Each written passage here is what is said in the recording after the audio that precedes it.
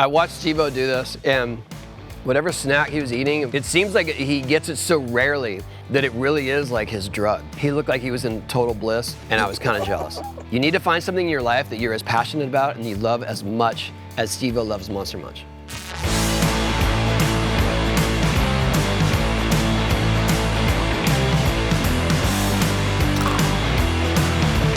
First up, this is my default snack almost any time of the day. Ritz crackers, because they hold up.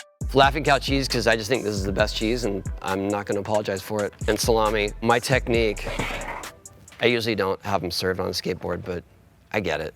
This can kind of get messy. I like to just get the top of the wedge off, take a cracker, get about 1/3 of it on there.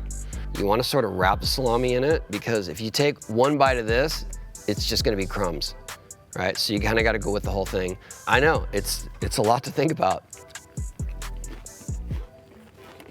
Oh yeah, it's kind of a meal for me. And usually my dog is sitting right here as soon as I start this process, because she knows there's probably going to be some rogue salami or cheese coming her way. Oh, here we go. Haribo cola bottles, Happy-Cola. This is my favorite airplane snack. And they generally have these at almost every airport now, and they charge a fortune for them. When I fly with my daughter, the last time we flew, she was in front of me. She heard this open, and her hand goes immediately between the seats, like this. It's like a Pavlovian response with the sound of the package. But anyway, these are so hard to stop eating. And then if you're trying to make them last, just take one, just keep it in your mouth and see how small they get. They get super thin and clear, and I don't know, that's just a thing I would do when I was bored when I was a kid. I still do it to this day. Cola bottles, now you know what to get me for Christmas. Here we go, Jelly Bellies, Pina Colada. And I tasted Pina Colada Jelly Belly. It was like, this is the only Jelly Belly that should exist. This is the only one I ever want to eat. You can find these scattered all over my car. I love them. Do you like Pina Coladas? Getting caught in the rain? Eating them out of bag? Yes, I do. Honestly, candies like these and other ones that I enjoy, I hide around the house. I hide from my kids. I'm an adult, I can do that, and I can have my own stash. And that's where you'll find these. I'm not telling you where though. All right, Bit of Honeys. I have such a fondness for Bit of Honeys because it was one of the first candies my dad introduced me to. My dad was older when he had me. He was a child of the Depression and World War II. He already had old school tastes, and so these were already old school when I was young. Now I feel like they're just so vintage. These ones I don't really have to hide from my kids because they're not feeling it. What I discovered about Bit of Honeys, especially on long skate tours, when I was in charge of the tour and I had to drive for hours on end or through the night, Bit of Honeys will keep you awake because it requires so much energy to chew them and eat them that suddenly 15 minutes go by, and then you eat some more, and then an hour goes by, and then you're at your destination and you didn't kill anybody because you didn't fall asleep. Bit of Honeys save lives. Oh wow.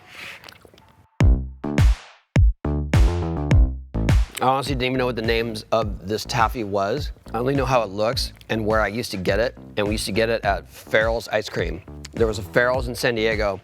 That was it, that was the place. Like if you're having a party, everyone's going to Farrell's and everyone's getting crazy ice cream. When you would walk out of Farrell's, you walk through the gift shop, and the gift shop was just all old school candies. Bit of Honeys for sure, but this taffy was always there. The yellow one was the best. Everyone is clamoring for these. You'd see that the yellow ones were always in the lowest supply. Look at that. Look at that. Perfect.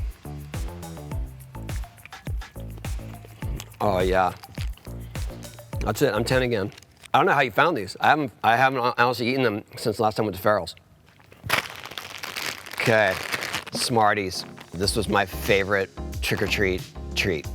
If someone had Smarties along your trick-or-treat route as a kid, straight to their house. Wait enough time so they don't recognize you and then come back to it. You can't really distinguish any of the flavors from one another, and you know, there's like a chalky thing to it, which shouldn't work, but it just does. I used to keep a stash of these in a very specific place in our bedroom. I thought that no one knew they were there.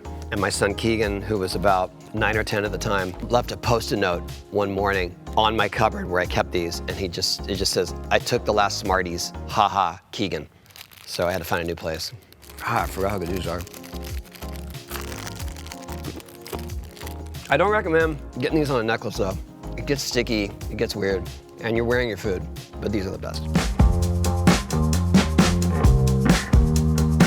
Well, thanks for hanging out with me. I hope you learned something or that you are inspired to try something new. I'd stand by all these choices. Look for me on Hawk vs. Wolf podcast with Jason Ellis. All right, well, that was delicious. I'm gonna go skate.